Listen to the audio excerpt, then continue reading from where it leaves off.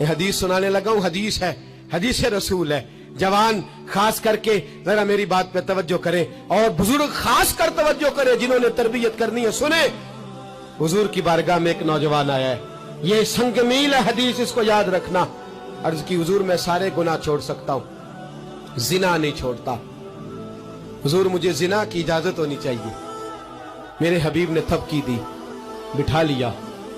मैं कहता हूं हुजूर ने गुनाहगारों को मुआशरे से काटा नहीं, उनकी तरबियत फरमाई है, उनकी तरबियत फरमाई है, उनको करीब फरमाया।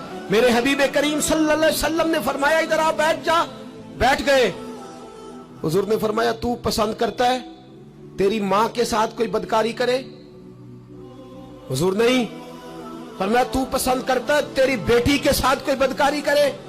या रसूलल्लाह मैं आंखें निकाल दूंगा। हुजूर ने फरमाया तू पसंद करता है तेरी बहन के साथ? हुजूर मैं काट डालूंगा वो हाथ जो मेरी बहन की तरफ उठेंगे। फरमाया तू पसंद करता है कि तेरी खाला फूफी ममानी की तरफ कोई ऐसी हरकत करे?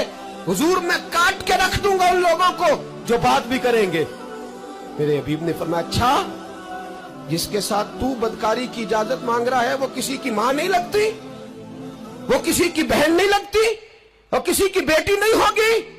याद रखे, मुल्ला जलालुद्दीन रूमी 1, इमाम गजाली 2, आला हजरत फाजले बरेलवी 3 फरमाते हैं जो गंद के साथ दूसरे घर में ताड़ता है वो अपने घर की खैर मना ले।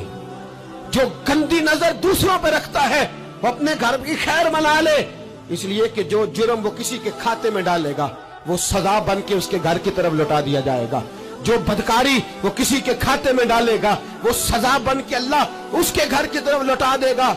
अगर अपने घर को पाक रखना चाहते हो तो दूसरों की तरफ पाक नजर रखनी शुरू कर दो। अगर चाहते हो कि तेरा घर अजीब मामला है ना, बेटे को तो पसंद की शादी की इजाजत है तो बेटी को इजाजत क्यों नहीं? अगर तेरा बेटा पसंद की शादी करेगा तो याद रखना फिर जब किसी की बेटी ये लफ्ज बोलती है फिर इज्जतों के जनाजे निकलते हैं, फिर उरियानी फहाशी का जो है वो कलक लगता है माथे पर। फिर याद रखना चारों जानिब से रुसवाइयां तेरा नसीबा होती है।